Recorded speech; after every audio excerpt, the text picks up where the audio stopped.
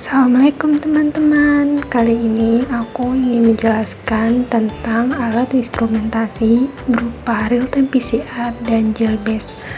Apa sih real-time PCR itu? Jadi, PCR adalah teknik amplifikasi asam nukleat yang paling umum digunakan untuk diagnosis penyakit menular, melebihi metode probe dan amplifikasi sinyal. PCR dapat mengamplifikasi DNA atau bila didahului dengan inkubasi transkripsi balik atau RT pada suhu 42-55 derajat Celcius. RNA RT-PCR adalah metode yang paling sensitif untuk mendeteksi dan menghitung mRNA, terutama untuk template dengan kelimpahan rendah yaitu 7, 8, 9, dan 10. Selanjutnya yaitu prinsip kerja real-time PCR. Prinsip dibalik PCR real-time mirip dengan PCR tradisional, yaitu segmen DNA atau RNA tertentu diamplifikasi secara enzimatis secara in vitro. Namun, PCR real-time menggabungkan penggunaan pewarna atau probe fluorescence khusus yang memungkinkan pemantauan dan pengukuran terus-menerus dari proses amplifikasi yang terjadi. Bisa dilihat ya teman-teman, di sini terdapat gambar bagian alat dari real-time PCR.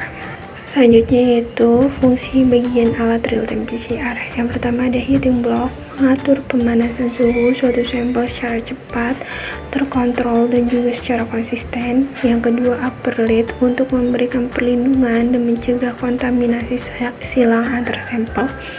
Yang ketiga display untuk menampilkan informasi terkait dengan pengaturan dan status siklus PCR. Dan yang terakhir lower heating block.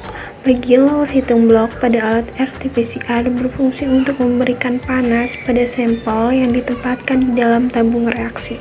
Cara penggunaan RT-PCR: yang pertama, nyalakan step volt. Yang kedua, nyalakan UPS. Yang ketiga, nyalakan alat PCR dengan menekan tombol power di kiri bawah alat. Yang keempat, buka penutup tempat sampel dari gen thermal cycler. Yang kelima, masukkan PCR tube yang berisi suspensi larutan sampel DNA dan master mix PCR yang telah dipersiapkan pada tempat atau blok sampel. Yang keenam, posisikan penutup kembali dengan rapat.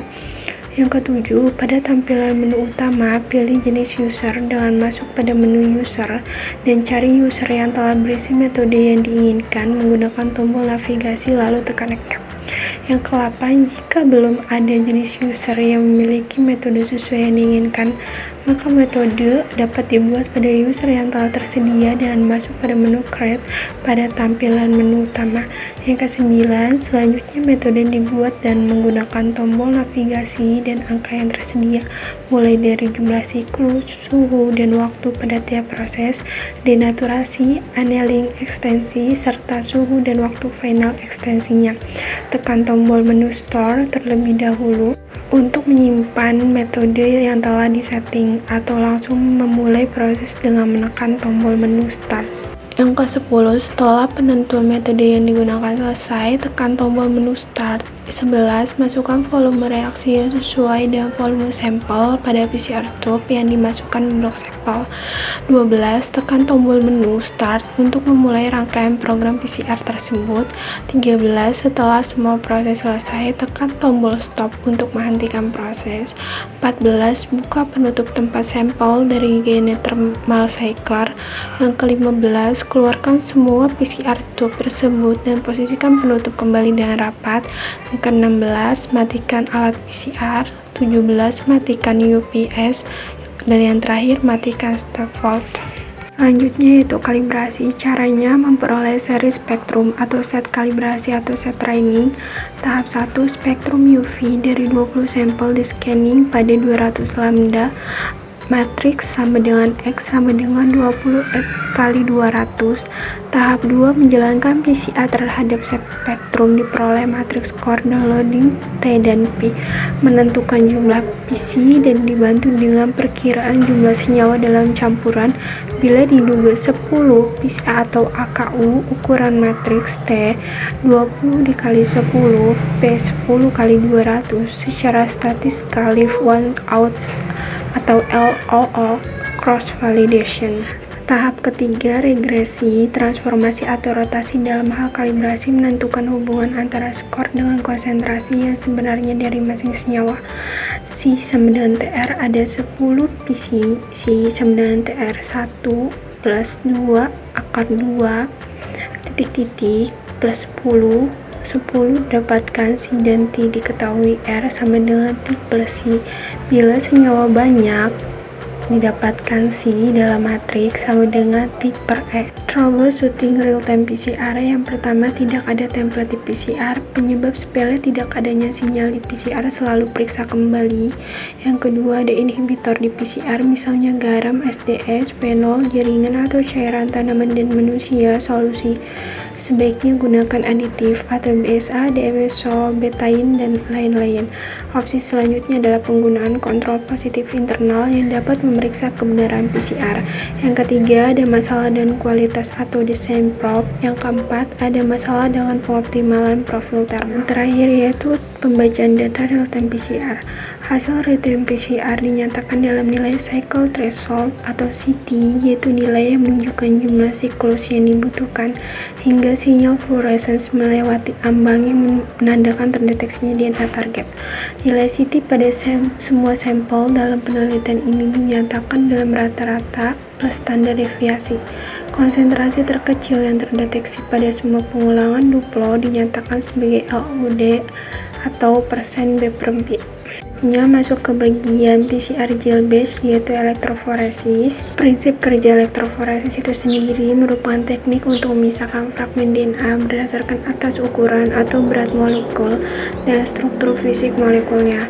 Gel yang biasa digunakan adalah agarosa. Elektroforesis gel agarosa dapat dilakukan untuk memisahkan sampel DNA dengan ukuran dari beberapa ratus hingga 20.000 pasang basa atau base pair. Sini terdapat gambar bagian alat dari elektroforesis beserta fungsinya. Yang pertama yaitu ada power supply, menyediakan arus listrik yang stabil dan terkontrol untuk memfasilitasi migrasi.